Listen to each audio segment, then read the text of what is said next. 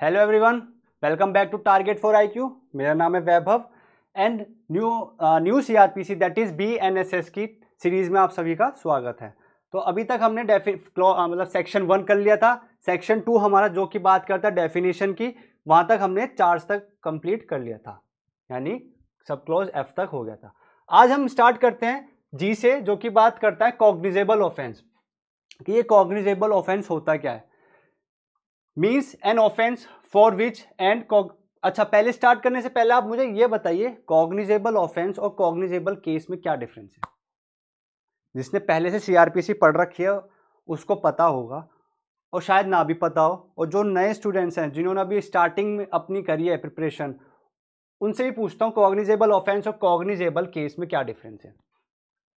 देखो, डिफरेंस सिर्फ इतना सा है कि कॉग्निजेबल केस में एक से ज़्यादा अपराध हो सकते हैं, ठीक, यानी 2 और मोर ऑफेंसेस, और कॉग्निजेबल ऑफेंस मतलब एक ही ऑफेंस है, सिर्फ इतना सा डिफरेंस है। बट पूछने वाले पूछ सकते हैं कि डिफरेंस क्या है कॉग्निजेबल ऑफेंस और कॉग्निजेबल केस में।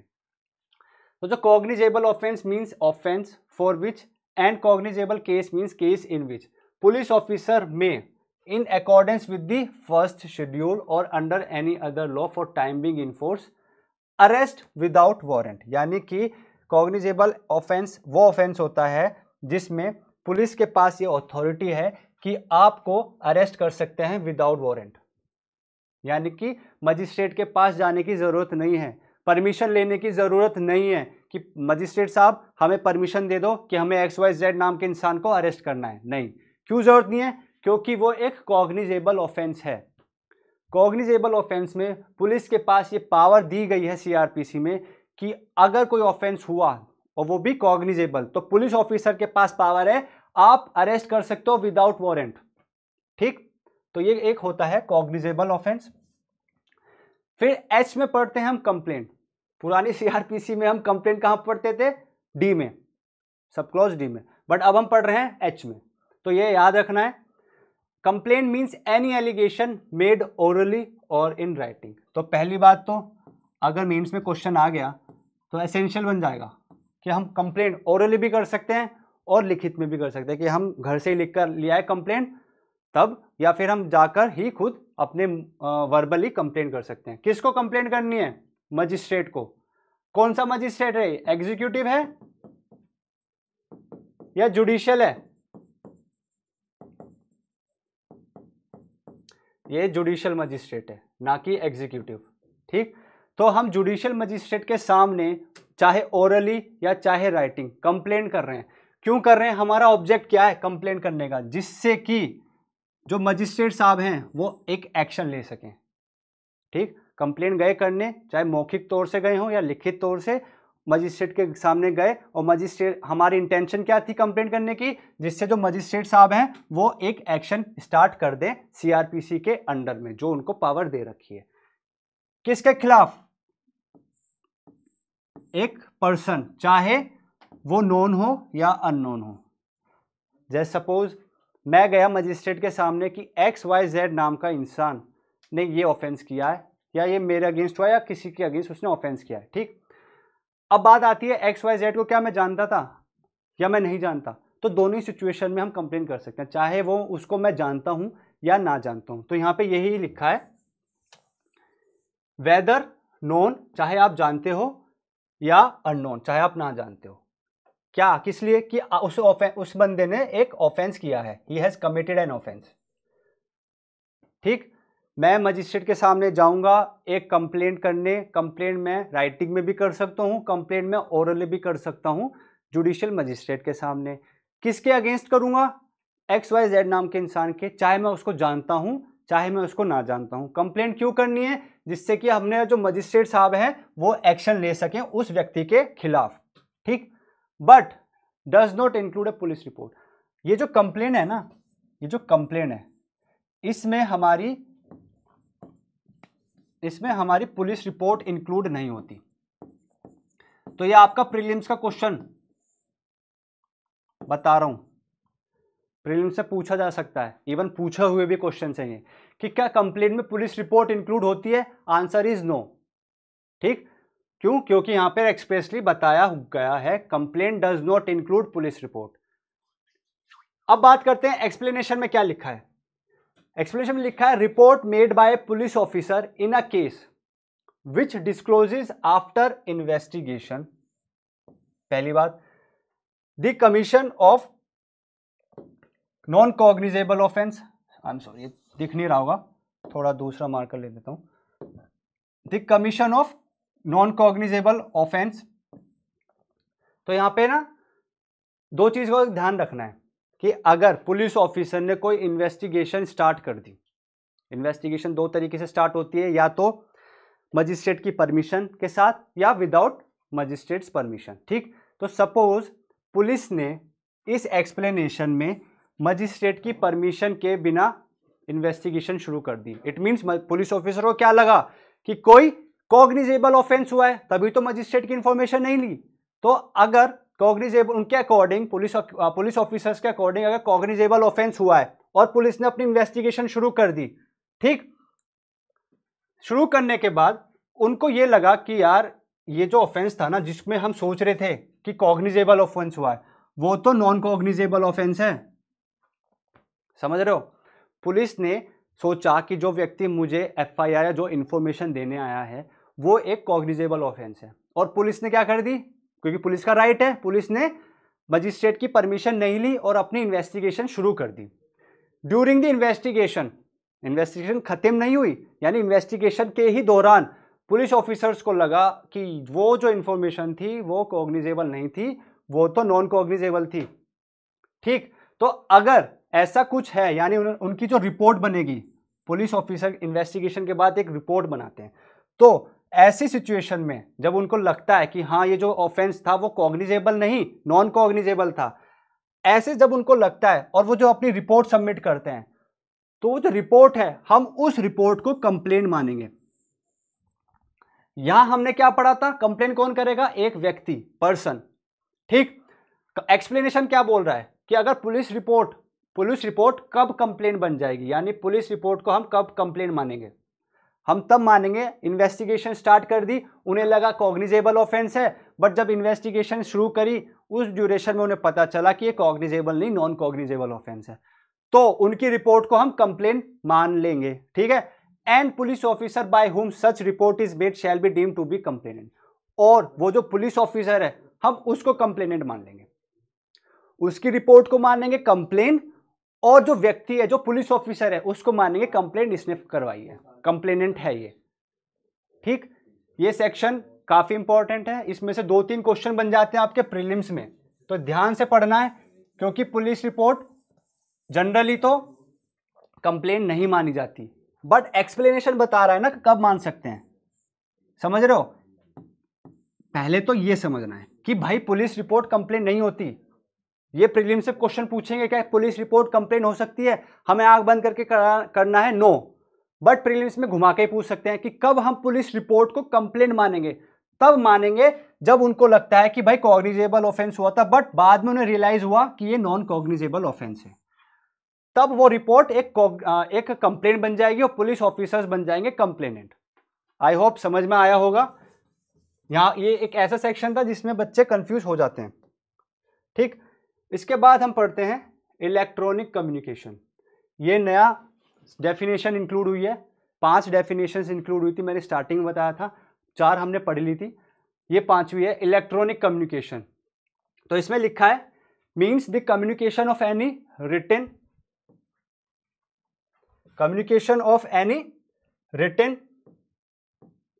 वर्बल, पिक्टोरियल इंफॉर्मेशन और वीडियो कंटेंट। ठीक, 4 चीजें, कोई चीज हमने लिखित में लिखी हो, कोई हम वर्बली बोल रहे हो, या कोई पिक्टोरियल या पिक्चर्स के थ्रू हम कोई इंफॉर्मेशन दे रहे हो, या फिर कोई वीडियो कंटेंट हो, जैसे जिस वीडियो से आप पढ़ रहे हो, आप क्लास समझ रहे हो, ये एक वीडियो कंटेंट हो गया। पिक्टोरियल अगर मैं यहाँ पे कोई पिक्चर्स के माध्यम से आपको समझा दूं, रिटन ये चल ही रहा है, वर्बली मैं बोल रहा हूँ। ठीक, तो इन 4 तरीकों से अगर कोई कम्युनिकेशन हो रहा है, ठीक, और वो ट्रांसफर हो रहा है, ठीक, और वो ट्रांसमिटेड या ट्रांसफर हो रहा है, कहां से कहां तक, पहला एक पर्सन से दूसरे पर्सन पे, यानी कि फर्स्ट क्या है, पर्सन टू पर्सन, दूसरा क्या है, from one device to another, यानी कि डिवाइस टू डिवाइस। तीसरा क्या है, फ्रॉम पर्सन टू डिवाइस, यानी कि पर्सन से डिवाइस। फोर्थ क्या है, फ्रॉम डिवाइस टू पर्सन, यानी कि डिवाइस टू पर्सन। अगर ये जो चार चीजें हैं, कोई रिटन में, वर्बल या पिक्टोरियल इंफॉर्मेशन या वीडियो कंटेंट ट्रांसफर हो रहे हैं एक पर्सन से दूसरे पर्सन या डिवाइस से डिवाइस। पर्सन से पर्सन मतलब कि भाई मैंने अपने दोस्त को दे दिया, वो इलेक्ट्रॉनिक पिक्चर डाल के, ठीक, पेन ड्राइव में। डिवाइस टू डिवाइस कि एक कंप्यूटर से दूसरे कंप्यूटर में मैंने इंसर्ट कर दिया। फिर पर्सन टू डिवाइस में कैसा, मैंने एक डिवाइस में पेन ड्राइव में डाल के अपने फ्रेंड को दे दिया। और डिवाइस टू पर्सन, डिवाइस से मैंने पर्सन को ट्रांसफर कर दिया, ठीक। तो ये जो चार चीजें हैं, इनके जो सोर्सेज हैं, इनको जो ट्रांसफर करने की जो प्रक्रिया है वो ये होनी चाहिए, person to person, person to device, device to person या डिवाइस टू डिवाइस। अगर हम ऐसे कर रहे हैं, ठीक, by means of electronic device, और ये हम चेंज कैसे कर रहे हैं, इलेक्ट्रॉनिक डिवाइस से। ये जो कम्युनिकेशन का हम एक्सचेंज कर रहे हैं वो हम कर रहे हैं डिवाइस से। कम्युनिकेशन एक्सचेंज, कम्युनिकेशन क्या होनी चाहिए, चार टाइप की कम्युनिकेशन, चाहे वो रिटन में हो, वर्बल में हो, पिक्टोरियल में हो, वीडियो में हो, ठीक। एक्सचेंज कैसे करोगे, ये चार मैंने बताए। कैसे करोगे, इलेक्ट्रॉनिक डिवाइस से, ठीक। जैसे कि इलेक्ट्रॉनिक डिवाइस मतलब जैसे telephone, mobile, wireless communication device, computer, audio video player, camera, फिर और अदर इलेक्ट्रॉनिक डिवाइस और electronic form as prescribed by the central government. यानी कि इसका स्कोप बढ़ा दिया गया। जैसे ऑडियो वीडियो इलेक्ट्रॉनिक मीन्स में जो मैंने कल की क्लास में आपको बताया था, उसका भी स्कोप बढ़ाया गया था ना, इंक्लूसिव डेफिनेशन थी वो। ऐसी ही इलेक्ट्रॉनिक कम्युनिकेशन की जो स्कोप है उसको भी बढ़ा दिया गया है, क्योंकि यहां पे क्या लिखा है, अदर इलेक्ट्रॉनिक डिवाइस और इलेक्ट्रॉनिक फॉर्म, जो सेंट्रल गवर्नमेंट स्पेसिफाई कर देगी अपना एक नोटिफिकेशन निकाल के, ठीक। तो ये एक आपकी कंप्लीट डेफिनेशन हो गई है इलेक्ट्रॉनिक कम्युनिकेशन की। आई होप समझ में आ गया होगा। जिसको नहीं आया कमेंट में बता देना, मैं बाद में एक छोटा सा लेक्चर ले लूंगा जो न्यू डेफिनेशंस आए हैं उनका। फिर बात करते हैं high court. High court means in relation to any state the high court for that state. मतलब कि अगर हम उत्तर प्रदेश की बात कर लें तो उत्तर प्रदेश में हाई कोर्ट हमारी कहाँ है, इलाहाबाद, ठीक। फिर सेकंड बात करते हैं in relation to union territory to which the jurisdiction of the high court for a state has been extended by law that high court. यानी कि कुछ ऐसी यूनियन टेरिटरीज भी होती हैं, इनका जो एरिया होता है, जुरिस्डिक्शन होता है, उस जुरिस्डिक्शन में हाई कोर्ट नहीं बनी हुई, यानी कि यूनियन टेरिटरी की खुद की कोई हाई कोर्ट नहीं है। और अगर वहां पे हमें हाई कोर्ट बतानी है कि उस यूटी की, यूनियन टेरिटरी की हाई कोर्ट कौन सी है, तो हम वो हाई कोर्ट मानेंगे उस स्टेट की, यानी कि जो उस यूनियन टेरिटरी के पास का जो स्टेट है, उस स्टेट की जो हाई कोर्ट है वहां तक का वो एक्सटेंशन हम कर देंगे। जैसे कि लक्षद्वीप, लक्षद्वीप में कोई हाई कोर्ट नहीं है, बट लक्षद्वीप की हाई कोर्ट मानी गई है कौन से स्टेट की, केरल की। केरला की जो हाई कोर्ट है वो लक्षद्वीप की मानी गई है। लक्षद्वीप यूनियन टेरिटरी है ना, और केरला स्टेट है, तो केरला की जो हाई कोर्ट है उसको एक्सटेंड कर दिया, उसका जुरिस्डिक्शन एक्सटेंड कर दिया लक्षद्वीप तक। फिर बात करते हैं हम थर्ड में, in relation to any other union territory the highest court of criminal appeal for that territory other than the supreme court. कुछ ऐसी भी यूनियन टेरिटरी हैं जिनमें हाई कोर्ट नहीं है और उनके आसपास की जो हाई कोर्ट्स हैं, जिन स्टेट्स की हाई कोर्ट्स हैं, उनका भी एक्सटेंशन वहां तक नहीं करा गया। तो उस ड्यूरेशन में, यानी उस यूनियन टेरिटरी में जब हाई कोर्ट नहीं है और कोई स्टेट की हाई कोर्ट भी वहां तक नहीं, उसके जुरिस्डिक्शन भी नहीं जा रहा, तो उस केस में हम किसको हाई कोर्ट मानेंगे, उस केस में हम मानेंगे highest court of criminal appeal. यानी उस यूनियन टेरिटरी में जो भी highest court of criminal appeal है उसको हम मान लेंगे कि ये हाई कोर्ट है उस यूनियन टेरिटरी की, अदर देन हाई कोर्ट, यानी सुप्रीम कोर्ट को हम नहीं मानेंगे, ठीक। सुप्रीम कोर्ट को छोड़ने के बाद जो भी कोई हाईएस्ट क्रिमिनल अपील कोर्ट बनती है हम उसको ही हाई कोर्ट मान लेंगे। ये हमारे जे में हाई कोर्ट की डेफिनेशन दी गई है। अब बात आती है इंक्वायरी। इंक्वायरी क्या होती है, inquiry means every inquiry other than a trial conducted under संहिता बाय ए मजिस्ट्रेट और कोर्ट। तो प्रीलिम्स का क्वेश्चन आई थिंक काफी स्टेट का फेवरेट क्वेश्चन बनता है, इंक्वायरी कौन कर सकता है, ठीक। तो इंक्वायरी मजिस्ट्रेट और इंक्वायरी कोर्ट भी कर सकती है। ठीक, कोर्ट कर सकती है, यानी कि अगर कोर्ट ऑफ सेशन में ट्रायल मतलब प्रोसीडिंग चल रही है तो कोर्ट ऑफ सेशन भी इंक्वायरी कर सकती है। और मजिस्ट्रेट, अगर जुडिशियल मजिस्ट्रेट फर्स्ट क्लास में ट्रायल चल रहा है तो वो भी अपनी इंक्वायरी कर सकती है। तो inquiry means every inquiry other than trial. Inquiry में और ट्रायल में डिफरेंस है। इंक्वायरी और ट्रायल दो अलग अलग चीज है। अभी नहीं बताऊंगा कि क्या होती है, कैसे होती है, या किस स्टेज तक इंक्वायरी है, किस स्टेज के बाद ट्रायल स्टार्ट हो जाएगा, वो बात की बात है। बट ये याद रखना, इंक्वायरी वो सारी इंक्वायरी है ट्रायल को छोड़ के जिसको कंडक्ट करते हैं अपने मजिस्ट्रेट साहब या कोर्ट, हम उनको इंक्वायरी बोलते हैं। फिर आता है इन्वेस्टिगेशन। क्या होता है? Investigation includes all the proceedings under this Samhita for the collection of evidence. यानी कि इन्वेस्टिगेशन का मेन पर्पस क्या होता है? एविडेंस को कलेक्ट करना। ठीक भाई, किसी ने ऑफेंस किया है, जिस इंसान के अगेंस्ट एफआईआर हुई उसके अगेंस्ट इन्वेस्टिगेशन शुरू हो गई। अब इन्वेस्टिगेशन में पुलिस क्या करेगी? पुलिस उस इंसान के खिलाफ एविडेंसेस कलेक्ट करेगी। मेन पर्पस एविडेंस का इन्वेस्टिगेशन का यही होता है कि पुलिस को एविडेंसेस कलेक्ट करने हैं। ठीक, यानी कि investigation includes all the proceedings, जितनी भी सीआरपीसी में प्रोसीडिंग्स पुलिस ऑफिसर करेगा, किस पर्पस से? एविडेंस को कलेक्ट करने के लिए, तो हम उसको एविडेंस मानेंगे। अब बात आती है इन्वेस्टिगेशन सिर्फ पुलिस ही करेगी? Answer is no. क्यों? क्योंकि यहां पे क्या लिखा है? कंडक्टेड बाय पुलिस ऑफिसर, और यानी कि पुलिस ऑफिसर तो करेगा ही करेगा, उसके अलावा बाय एनी पर्सन। अगर मैं चाहूं तो मैं भी इन्वेस्टिगेशन कर सकता हूं। अब बात आती है कैसे? क्योंकि अगर मुझे ऑथराइज कर दे मजिस्ट्रेट, अगर मुझे मजिस्ट्रेट साहब ने ऑथराइज कर दिया ना कि वैभव जाओ इस केस में इन्वेस्टिगेशन तुम करोगे, तो पुलिस मुझे रोक नहीं सकती, क्योंकि मुझे अथॉरिटी किसने दी थी? मजिस्ट्रेट ने। तो याद रखना, इन्वेस्टिगेशन पुलिस भी करेगी, क्योंकि पुलिस का तो सबको पता करती है। पुलिस के साथ साथ अगर कोई पर्सन जिसको अथॉरिटी दी है मजिस्ट्रेट ने, वो भी अपनी इन्वेस्टिगेशन शुरू कर सकता है। तो ये याद रखना, प्रीलिम्स का क्वेश्चन है, इन्वेस्टिगेशन पुलिस भी करेगी और एक प्राइवेट पर्सन भी कर सकता है। क्या मजिस्ट्रेट कर सकता है? Answer is no. क्यों? क्योंकि यहां पे क्या लिखा है? अदर देन मजिस्ट्रेट, यानी कि पर्सन तो करेगा बट वो पर्सन मजिस्ट्रेट नहीं होना चाहिए, कोई नॉर्मल पर्सन, जैसे मैं हो गया, आप हो गए। ठीक, तो पर्सन नहीं कर पर्सन करेगा, पुलिस ऑफिसर करेगा, मजिस्ट्रेट नहीं करेगा। ठीक, और किस लिए करते हैं? एविडेंस को कलेक्ट करने के लिए। मेन ऑब्जेक्टिव इन्वेस्टिगेशन का ये होता है। अब